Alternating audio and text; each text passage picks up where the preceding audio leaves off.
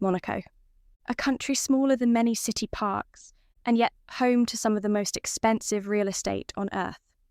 A place of casinos, Formula One, super yachts, and a brand new billion-euro district that is literally being built out into the Mediterranean Sea. Today, we're taking a closer look at Mareterra, Monaco's latest megaproject, and what it says about the future of this tiny state on the rock. Monaco sits squeezed between France and the Mediterranean Sea, about 20 kilometres east of Nice, and just a stone's throw away from the Italian border. On paper, it's just 2 square kilometres in size, the second smallest country in the world after Vatican City. For comparison, Paris is about 105 square kilometres, but Monaco has more than 39,000 residents. That makes it one of the most densely populated countries on the planet. In short, there is no spare land left. Every square metre is already spoken for. So if Monaco wants to grow, there is only one direction it can go: out into the sea. And that's exactly what it has been doing for more than 100 years. Since the early 1900s, Monaco has repeatedly pushed its coastline outward with engineering projects. The best-known example is the district of Fontvieille, built between 1966 and 1973 entirely on reclaimed land. Altogether, Monaco has gained more than 50 hectares from the sea, about a quarter of its total territory. That puts it in the same category as places like Singapore, which has also expanded dramatically through land reclamation. On an even bigger scale, the Netherlands uses an entire national system of polders to keep large parts of the country above water. Without it, around 2/3 of the Netherlands would be flooded today. But in Monaco, this conquest of the sea paused for about 20 years. The last major project before today's expansion was a large semi-floating breakwater in 2002 to protect Port Hercule, Monaco's main harbour. In 2005, Prince Albert II took the throne. Roughly a decade later, the first huge project of his reign began to take shape. Mareterra, a name that combines the sea, mare, and the land, terra. Mareterra sits between Port Hercule and Lavoto Beach, almost in the centre of Monaco's coastline. From here, future residents will look directly towards the Grimaldi Forum, the country's main convention centre, which is also being expanded by 6,000 square metres, on top of the new platform. Construction started in 2015. When it's finished, Mareterra will add 6 hectares of land to the principality. Total cost, around €2 billion. Every day, about 2,300 workers and nearly 300 companies are active on site. For such a small country, this is one of the largest construction sites in Europe.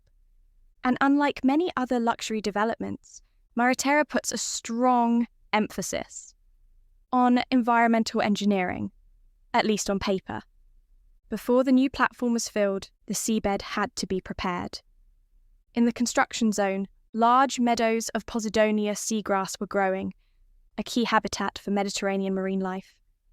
Instead of simply burying them, teams carefully uprooted and replanted them in nearby areas. The outline of the new district is curved rather than straight. That shape isn't just aesthetic, it was chosen to follow the natural sea currents that flow past Monaco. The giant concrete caissons used as a wave-breaking seawall were designed with rough surfaces to encourage algae and other organisms to grow on them.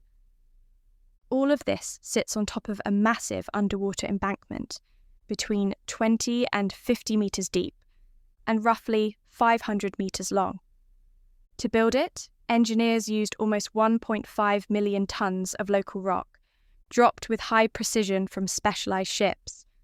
Only after the base was in place were the 18 enormous caissons brought in, each 27 metres tall and weighing about 10,000 tonnes. Towed from Marseille to Monaco, They were then sunk into position, ballasted with stone, and adjusted by divers down to the last centimetre. By mid-2019, the full ring of caissons surrounding Mareterra was complete. The design even includes cavities and passages that act as sheltered habitats for fish. Once the ring was closed, work began on filling the interior. Quarry material was poured in to raise the seafloor and create a stable platform for streets and buildings. When the district is finished, around 40% of its surface will be planted with close to 800 trees, and much of the infrastructure will run on renewable energy, including solar power. Flood protection is another key concern. Developers say that half of all rainwater on site will be collected and reused. Because of rising sea levels, the lowest technical levels of the buildings are set 2.15 metres above current sea level. The first residential floors start at around 7 metres above sea level. That is well above typical recommendations. According to the project's own figures, Mareterra should be better protected against flooding than 99% of the surrounding coastline. What exactly will stand on this new piece of land? In short, some of the most exclusive homes in the world. On the 6 hectares of Mareterra, developers are building about 130 apartments, 10 villas, and 4 townhouses, all designed by international star architects. The Paris-based firm Valaudet and Pistre is responsible for most of the buildings. Renzo Piano, co-creator of the Centre Pompidou in Paris, designed an 18-storey residential tower known simply as the Renzo. It will include apartments, a seawater pool, and a series of installations that are meant to echo the movement and atmosphere of the Mediterranean. His signature white ventilation funnels, similar to those around the Pompidou Centre, will also punctuate the new district. Other high-profile designers are involved as well. Japanese architect Tadao Ando, who renovated the historic Bourse de Commerce for the Pinot collection in Paris. British architect Norman Foster, known for the Millau Viaduct in France, and London's Gherkin skyscraper. And Italian architect Stefano Boeri, creator of the famous vertical forest green towers in Milan. With a lineup like this, it's no surprise that Mareterra is far from affordable. Monaco already holds the record for the highest average property prices in the world, around €50,000 per square metre on average, and in some cases more than €120,000. By comparison, Paris averages about €11,000 per square metre. Official prices for Mareterra haven't been published, but the smallest units will be at least 300 square metres. Many villas will be over 2,000 square metres. We're clearly in the territory of multi-million and even tens of millions price tags. Despite that, local reports suggest that most of the properties have already found buyers. The developers insist, however, that Mareterra should not become a fenced-off enclave for the ultra-rich.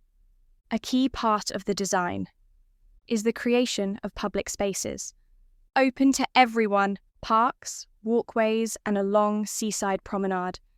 Landscape architect Michel Devigne has focused on creating a pine forest and a terraced valley park -- a patch of greenery in a very stone-dominated city.